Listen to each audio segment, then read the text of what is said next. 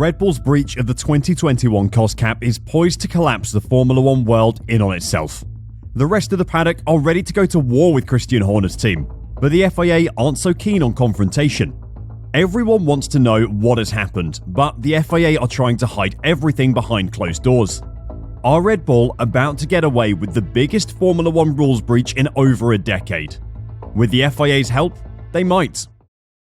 Just in case you haven't kept up with what's been happening for the last month, let's give you a quick recap. Red Bull haven't been issued a cost cap compliance certificate for 2021, as the FIA believes they've made a minor breach of the cap. That means that they spent up to 105% of the budget cap of $145 million. Red Bull deny this and are confident they're actually under the cap, and that the FIA have made a mistake in reviewing their submission. And that's pretty much it up until now. This story has seemed like a hurricane passing through F1, with things moving at an almost untrackable pace, but in reality, that's all that's happened. Since the Japanese Grand Prix, the media haven't had a chance to get hold of the drivers or team bosses, but now things are apparently moving, and leaks of what Red Bull have done wrong are starting to surface. We also now know how the FIA wants to deal with the problem. Let me be the first to tell you that you aren't going to be happy with how this is going to end.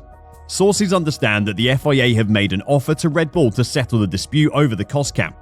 While public statements have been limited since the breach was announced, privately, the FIA presented the team with an accepted breach agreement proposal, something laid out for this scenario in the financial regulations.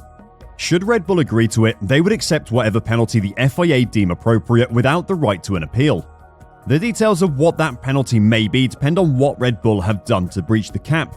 The breaking news is that there's now information on that. Until now, estimates of how much Red Bull had overspent ranged from $1 million to Toto Wolff's guess of $10 million. Well, sources very close to the issue that wanted to stay anonymous have now reported that the breach was of approximately $1.8 million. Is that enough of a spend to see Max Verstappen stripped of the 2021 driver's title? Well, when you hear what the cause of the breach is, then you can make up your own mind, and we'll give you our opinion as well. When Red Bull submitted their finances for 2021, they believed they were $4 million under the cap. But disagreements with the FIA over $5.8 million of expenses has put the team $1.8 million over. Plenty of people were reporting that catering costs and sick leave were to blame for the disagreement in expenditure between the FIA and Red Bull, and sources are saying that they are part of the problem now. There are $800,000 worth of payments for sick leave and gardening leave that Red Bull thought were out of the cap, but the FIA thinks are included in the cap.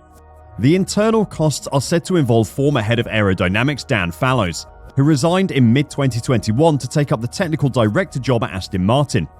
As is normal in cases of personnel moving between teams, he went on a period of gardening leave, although a well-placed source understands that Fallows was moved across to the Red Bull Advanced Technologies branch of the business, away from the racing team. Gardening leave is basically paid leave when a company doesn't want you working within the business anymore, but are still contractually obliged to pay you. Red Bull Racing did not factor Fallows into their calculations, while the FIA did. The rest of the costs were allocated to standard sick pay for team personnel. There were a large number of reports, which we shared with you all previously, that Adrian Newey's wages were in some way part of the problem, but from what we're hearing now, that's not in fact the case. What was previously reported though is that catering costs were questioned by the FIA, and that is still the case. There is $1.2 million in catering costs that Red Bull excluded, but the FIA thinks should be in the cost cap. The working theory on this is that Red Bull provides free staff meals to their staff at the factory. Red Bull excluded this from their cost cap calculation because it is an expense that does not relate to racing, therefore would not be counted towards the $145 million. The FIA has classed it as part of the factory team's wages, and therefore it should be included towards the cap. Sources close to the issue are now reporting that there are two other major areas that are contributing to the apparent overspend, in addition to the catering and sick leave. The first of these is how unused parts are classified in the cost cap. Parts that the factory produces but are then not used by the team are described as unused inventories, but the FIA's definition of what is included in unused inventories changed on April 22, 2022, after the submission deadline for the 2021 budget cap. The changes made on April 22nd still apply to the budget cap for 2021. So even though the teams had already submitted all of their accounts, the FIA then chose to change the rules over what was included and excluded. The change in wording meant that the classification of what parts are included in unused inventories changed. To put this in plain English, parts that were made in 2021 for the 2021 car but were not used were excluded from the cap to begin with. This is because they couldn't be used on the 2022 car due to significant technical regulation changes. After Red Bull had submitted their accounts though, the FIA decided these parts would now be included in the cost cap. If this is a big contributor to Red Bull's breach, then you can understand why they're so adamant that they stayed under the cap. The FIA changing the rules after the teams have already submitted their finances is completely ridiculous.